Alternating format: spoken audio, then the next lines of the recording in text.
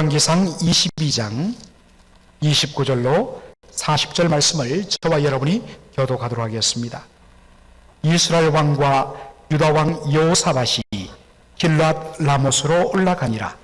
이스라엘 왕이 여호사밧에게 이르되 나는 변장하고 군중으로 들어가려 하노니 당신은 왕복을 입으소서 하고 이스라엘 왕이 변장하고 군중으로 들어가니라.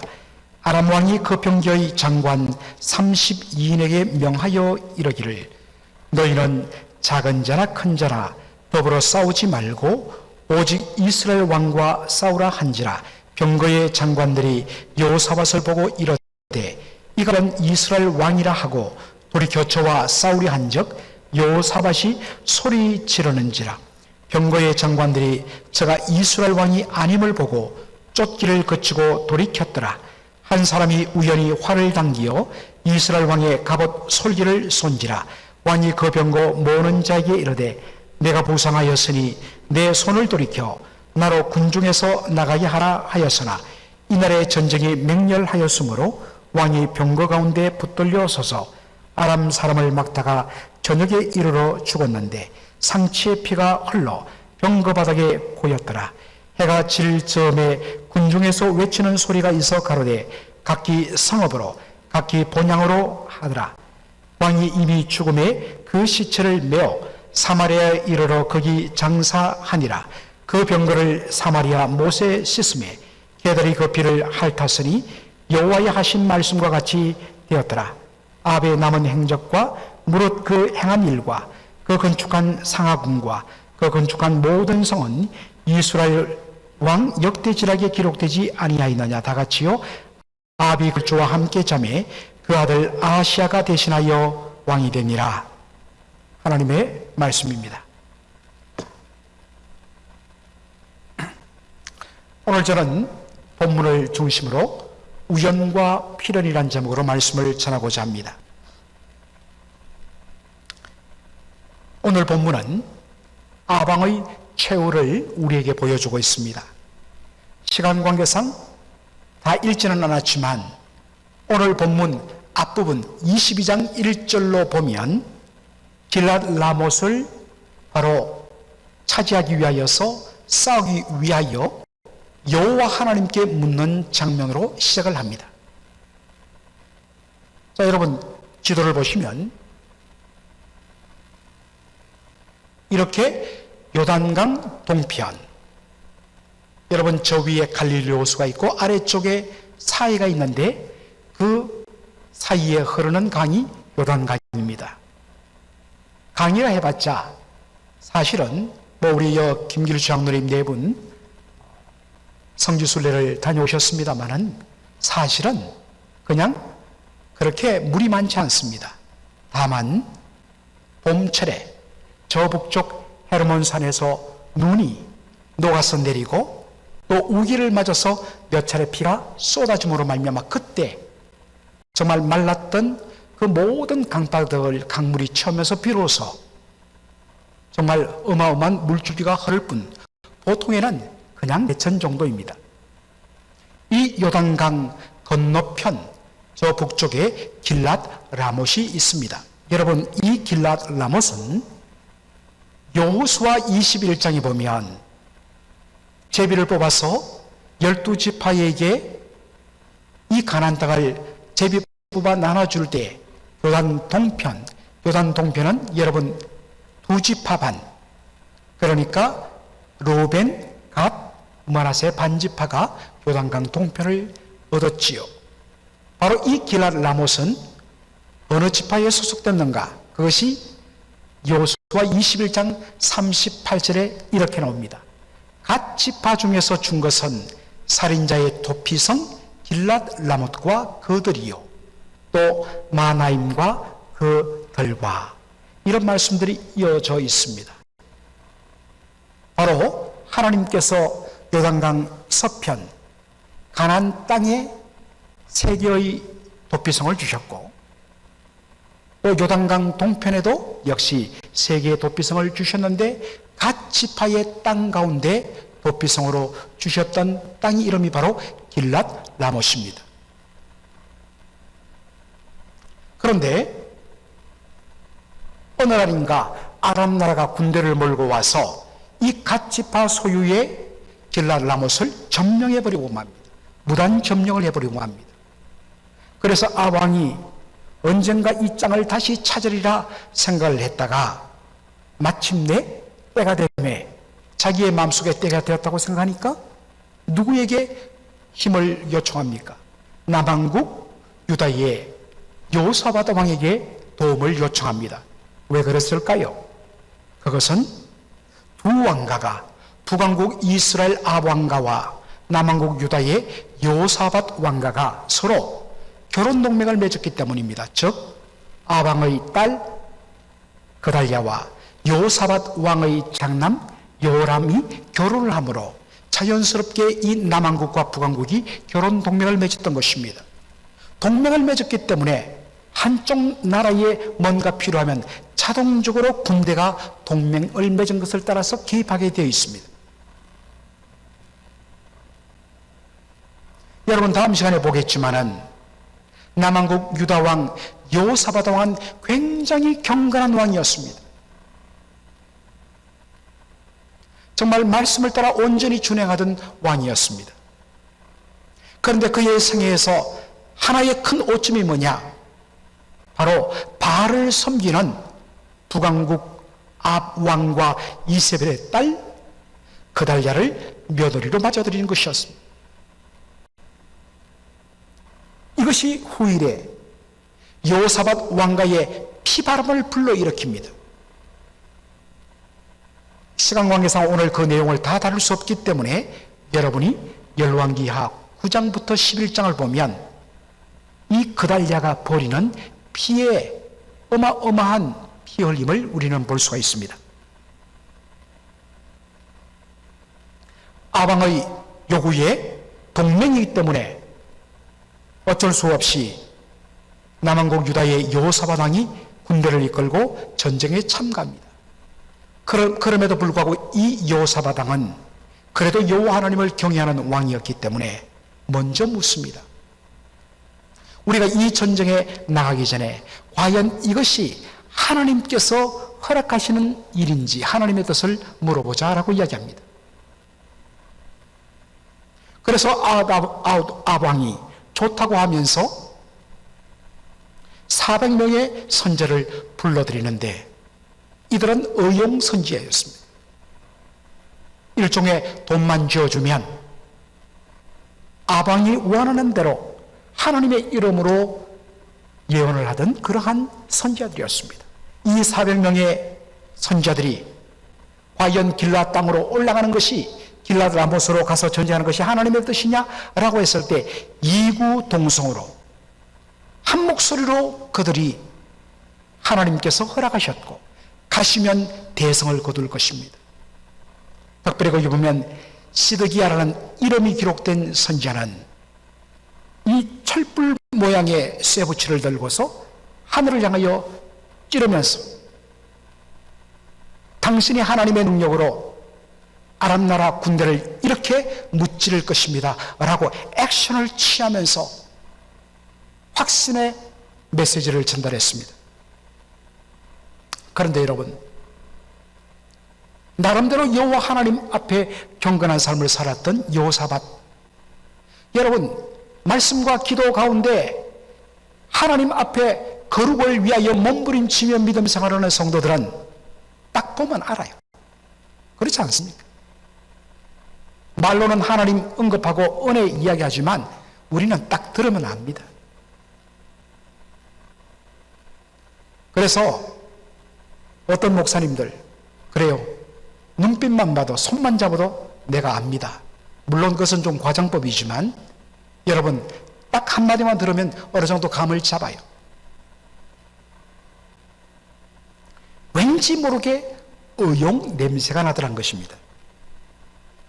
그래서 여호사밧 왕이 예 좋습니다만 혹시 이 외에 정말 하나님의 뜻을 물을 만한 선지자가 또 없을까요?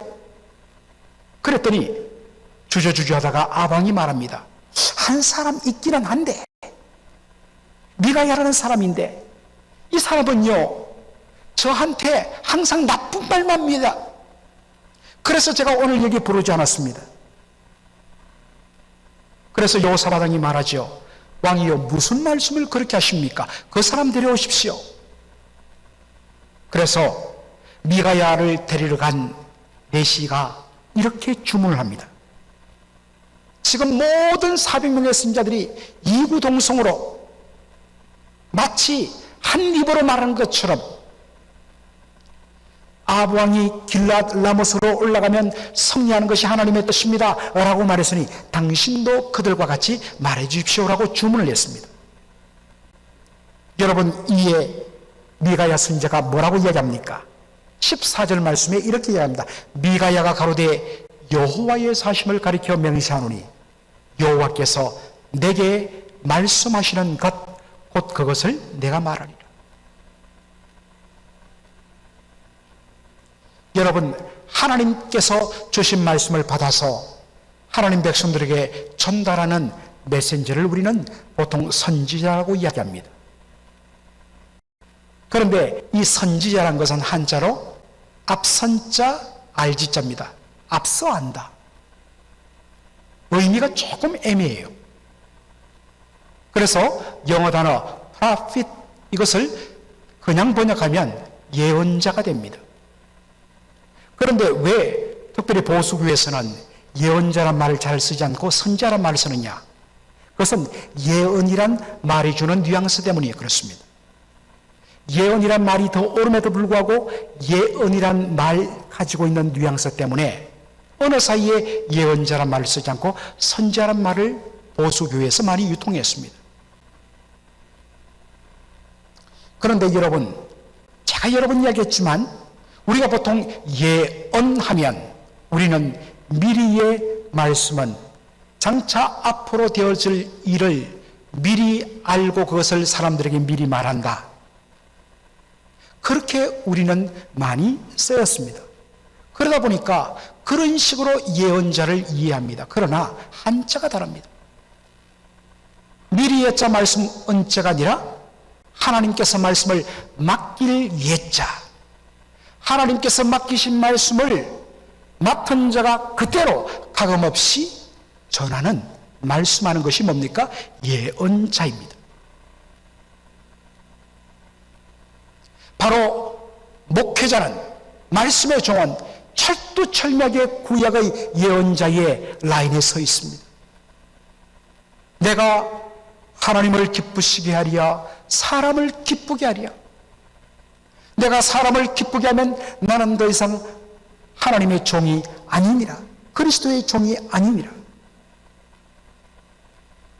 거짓된 복음으로 몸살을 앓고 있는 갈라디아 교회를 향하여서 사도 바울이 일갈한 말씀, 갈라디아서 1장 10절의 말씀이죠.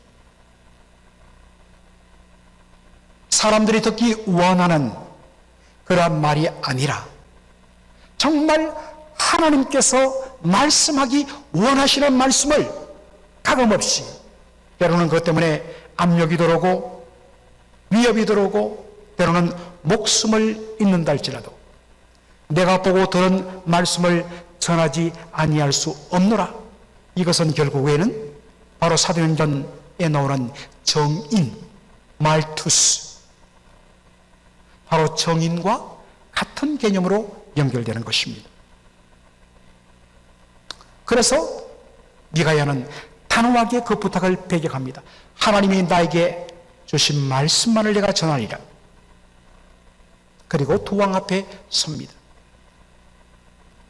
모두가 400명 선자들이 이놈 자식 어떻게 하는지 보자 하고 전부 다 째려보고 있는데 그가 하나님의 말씀을 가감없이 전합니다. 왕이여, 길랏 라못으로 가는 것은 하나님의 말씀이 아니라 바로 거짓 영이 이 선자들 입에 거짓말을 넣어서 한 말입니다. 올라가면 죽습니다. 자신의 야망과 선자가 들려준 하나님의 말씀이 어긋나니까 하나님 말씀 틀렸다는 겁니다. 오늘날 수많은 사람들이 그렇게 말씀을 받아들여요. 보통 성도들이 목사님 은혜 많이 받았습니다 하는 것은 뭡니까? 내 마음에 와닿다는 겁니다. 한꺼풀 더 들어가면 내가 생각하는 것하고 잘 맞네요. 그런데 하나님의 말씀을 가감없이 전했습니다. 성령이 역사하시는 생명의 말씀입니다. 그런데 그 말씀이 나하고 부딪히면, 내가 원하는 메시지가 아니면 뭡니까? 오늘 목사님 나를 치시네. 옳지 않습니다. 그런데 아방이 전형적으로 그런 모습을 보여줍니다. 그래서 자기 뜻대로 메시지를 주지 아니했다고 해서 저놈 가둬라. 내가 이 전쟁 승리하고 돌아올 때까지 감옥에 가두고 정말 물과 빵 한쪽만 줘라. 그럴 때 끌려가면서 미에가야가 소리 지릅니다. 왕이시여, 정녕 그렇다면 하나님이 저희에게 그런 말씀을 주지 아니하셨을 것입니다. 왕이여 가시면 죽습니다. 라고 질질 끌려갑니다. 그런데요, 왠지 모르게 길랏 라못에 간 아방 마음속에 찝찝함이 남아 있습니다. 비록 자기에게 늘 안 좋은 이야기를 했지만, 그러나 돌아보면 그게 다 옳았거든요. 그래서 왠지 불길한 마음이 들어서 여호사밧 왕에게 뭐라고 제안합니까? 왕이여, 당신은 왕복 입고요, 저는 일반 병사의 복장으로 변장해서 제가 군중 속에 가도록 하겠습니다. 그런데 기가 막히기로 이 아합 왕이 생각했던 그대로 그날 아람 군대에 전달된 명령은 뭐였느냐? 일반 병사들과 싸우지 마라. 위에 머리만 치면 끝난다. 그래서 특별히 왕의 복장을 한 그 왕에 대하여서 화살을 겨누라. 그런데 딱 보니까 그 앞에 한눈에 봐도 왕처럼 보이는 사람이 있거든요. 그래서 그쪽으로 화살을 집중하고 마차를 경거를 몰아서 공격을 가기 시작합니다. 그럴 때에 여호사밧 왕이 깜짝 놀라서 소리를 지고 도망갑니다. 도망가는 것을 보고 저것은 이스라엘 왕이 아니구나 생각합니다. 그런데 서로 전쟁할 때 활을 쏘고 방패를 들고 활을 쏘고 방패를 들고 하지 않겠습니까? 그런데 아람 병사 중에 한 병사가 우연히 활을 쏘는데 어떻게 됩니까? 자, 우리 말씀 보죠.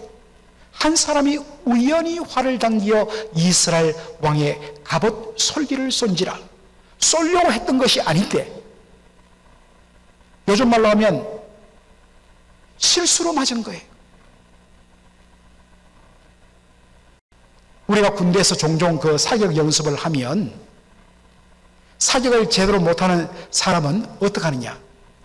자기 표적에는 한 발도 안 맞고 옆 표적 보면 연습용으로 10발을 줬는데 구멍이 한 15개가 박혀 있어요. 자기 표적으로 쏘지 않고 남의 표적에 쏜 거예요. 자기 딴에는 겨눴는데 그것이 엉뚱하게 가는 거예요. 이 사람도 마찬가지예요. 그냥 당긴 겁니다. 그런데 우연히 활을 당겼는데 그것이 이스라엘 왕 아합 왕의 갑옷 솔기를 맞춰버린 거예요. 숨이 탁 멎었겠죠? 그래서 왕이 말합니다. 야, 이거 빨리 화살 보고 치료받아야겠다 해서 병고 모는 자에게, 야, 내가 무상당했으니까 빨리 가자. 그런데 문제가 뭡니까? 그날따라 전쟁이 맹렬했습니다. 도무지 길이 열리지 않는 겁니다. 참 여러분, 이 표현 여러분 재밌습니다. 우연히 활을 당겨 랜덤리 이스라엘 왕의 갑옷 솔기를 쏜지라. 여러분, 보통 우리 동양이나 서양이나 고대 근동이나 이 고대 장군들의 갑옷은 일명 어린 갑이었습니다. 여러분, 어린 갑이 뭐냐? 물고기 어자 비늘 린자 갑옷 갑자입니다. 여러분들 이런 갑옷 보셨죠? 이 발굴된 건데 가죽으로 이 갑옷을 만듭니다. 그리고 그 위에다가 이렇게 비늘 모양의 이 쇠 조각을 잘라서 그것을 일일이 구멍을 뚫어서 꿰맵니다. 그리고 촘촘히 마치 물고기 비늘처럼 붙여나갑니다. 그러면 칼로 내려쳐도 몸이 베이지 않고 활을 쏘도 맞고 튕깁니다. 이런 것을 가지고 한자 표현으로 어린 갑입니다. 물고기 어자, 비늘 린자죠.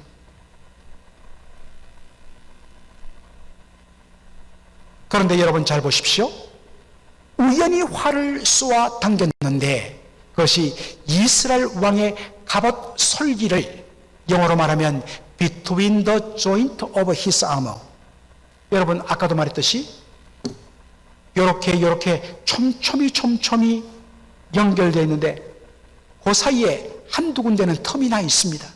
이렇게 빽빽하게 다 어디를 쏴도 튕겨놓는데 그 중에서 단 하나의 빈틈이 한 곳이 있는데 거기를 뚫고 들어간 거예요. 이거는 정말 바로 앞에서 겨눠도 될 수 없는 일인데 그 일이 일어났습니다. 어떻게 해요? 랜덤리, 우연히. 사무엘상 17장에 보면 여러분 어떤 일이 있습니까? 17장 5절로 6절을 보면 골리앗 장수, 블레셋 장수 골리앗이 군장을 갖추고 나온 모습을 보는데 머리에는 노투구를 썼고 몸에는 어린 갑, 쇠조각이 비늘처럼 붙은 갑옷을 입었고 그리고 다리에는 녹경갑, 소위 말해서 다리를 보호할 수 있는 노스로 만든 각반을 찼습니다. 그리고 방패를 들었습니다. 많은 사람들이 그 당시 이 골리앗이 썼던 노트구의 모양을 이렇게 상상합니다. 눈만 딱 놓고 볼과 콧까지 딱 가리는. 그러니까 저기는 멀리서 활을 쏘고 돌을 던져도 튕겨나와요. 그런데 여러분, 다윗이 돌을 들어서 휘휘 돌려서 던졌는데 그것이 돌고 돌아서 그가 막으려고 온몸을 다 감싼, 그렇게 촘촘히 감싼, 하필이면 그 비어있는 틈으로 들어가서 그냥 머리를 깨버린 거예요. 사람이 할 수 있는 일이 아닙니다. 사람들 보기에는 우연입니다. 그러나 하나님께서는 그 우연을 사용하여 하나님께서 아방을 심판하신 것입니다. 또한 아방은 빨리 돌아가면 살 수가 있었습니다. 사실 제대로 맞으면, 심장을 맞으면 그 자리에서 절명합니다. 그런데 깊이 박혔긴 했지만 뽑아내고 잘 치료하면 살 수 있는 것이었습니다. 그런데 하필이면 그날에 얼마나 전쟁이 치열했는지 서로 엉켜싸놓은 가운데 이 병거가 빠져나올 수 없고 딱 몇 시간 가로막힌 겁니다. 그 사이에 피가 흘러 내리면서 그만 거기에서 피를 흘려 죽고 만 것입니다. 얼핏 보면 우연처럼 보이지만 실은 모든 것이 하나님의 필연 속에 이루어지는 것을 우리가 알게 됩니다. 아방의 죽음의 근본 원인은 바로 하나님의 말씀에 대한 불순종과 죄악이었습니다. 어떤 의미에서는 하나님께서 그에게 마지막까지 기회를 주셨습니다. 미가야를 통하여서 아방이 길랏 라못으로 가지 못하도록 마지막 경고를 하셨습니다. 그러나 자신의 탐욕이 모든 것을 주도함으로 말미암아 하나님 말씀 무시하고 갔기 때문에 그렇게 죽임을 당한 것입니다. 그리고 우리가 마지막 37절 38절에서 읽은 대로 어떤 일이 일어납니까? 왕이 죽어서 그 시체를 메어갖고 사마리아 땅에 와서 거기에 장사를 하는데 왕을 태우고 왔던 병거, 거기에는 이미 왕이 몇 시간 동안 피를 흘렸고 정말 피가 완전히 굳어져 버린 그 병거, 그리고 병거는 써야 되지 않습니까? 그래서 병사들이 그 병거를 끌고 못으로 와서 그 못에 그 병거를 싣는데 피가 막 퍼져나갑니다. 그때 개들이 그 피 묻은 물을, 피가 퍼지는 물을 핥아 먹었다 했습니다. 이것을 통하여 하나님께서는 엘리야를 통하여 주신 말씀을 성취하신 것입니다.